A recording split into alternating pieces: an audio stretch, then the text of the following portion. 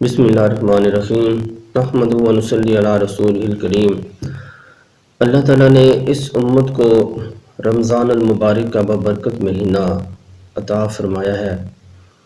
یہ ایسا مہینہ ہے کہ جس مہینے کے اندر ہر نیکی کے ثواب اللہ تعالیٰ 70 گنا عطا فرماتے ہیں۔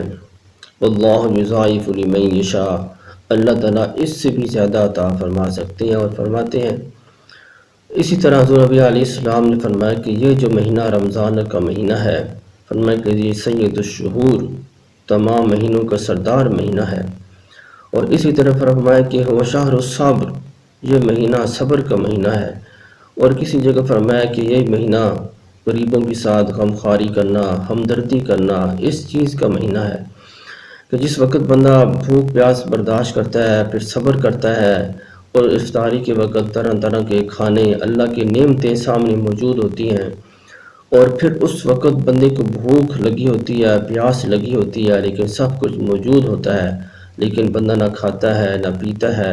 اور اللہ تعالیٰ ایسے منظر کو دیکھ کر ملائکہ کے سامنے فخر کرتے ہیں، اور اللہ فرماتے ہیں کہ میرے ملائکہ، میں نے آپ کو کہا نہیں تھا کہ قال انی اعلم ما لا تعلمون، کہ جو کچھ میں جانتا ہوں وہ آپ نہیں جانتے۔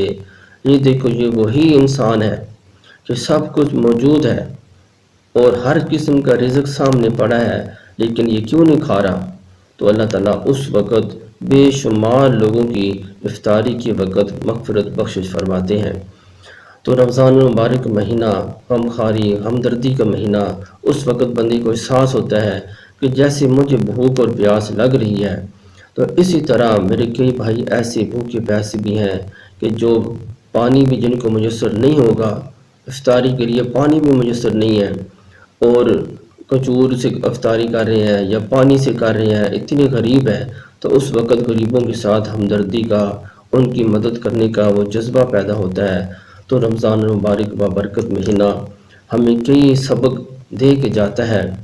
تو اسی طرح حضور نبی کریم صلی اللہ علیہ وآلہ وسلم کی ایک حدیث حضرت ابو سعید خدری رضی اللہ تعالیٰ عنہ وہ روایت فرماتے ہیں، فرمایا کہ رمضان کی رات میں ایک مومن بندہ جب نماز پڑھتا ہے تو جس نماز کے ہر سجدے پر اس کے لیے 1500 نیکیاں لکھی جاتی ہیں، اور اس کے لیے جنت میں ایک سرخ یاقوت کا اتنا بڑا گھر بنایا جاتا ہے کہ جس کے 60,000 دروازے ہوتے ہیں، اور ہر دروازے پر سونے کا ایک محل ہوتا ہے، یعنی گویا 60,000 محل بنائے جاتے ہیں۔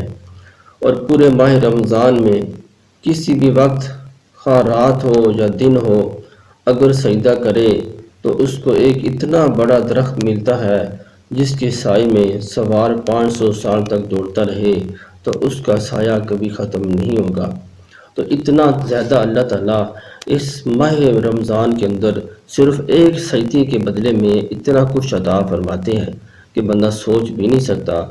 تو پھر بندے کی اپنی سستی ہے کہ جب اللہ تعالیٰ اتنا کچھ عطا فرما رہے ہیں اور اللہ کی رحمت جوش میں ہے، اللہ کی رحمت بہانے تلاش کر رہی ہے کہ کسی وقت بھی یہ میرا مومن بندہ میرے در پر آئے اور مجھ سے مانگے، میری عبادت کرے، اور میں اس کو جھولیاں بھر بھر کے دوں۔ تو اللہ تعالیٰ سے دعا ہے کہ اللہ تعالیٰ ہمیں رمضان المبارک کی تمام برکات عطا فرمائے۔ دعا کہ اللہ تعالیٰ توفیق عمل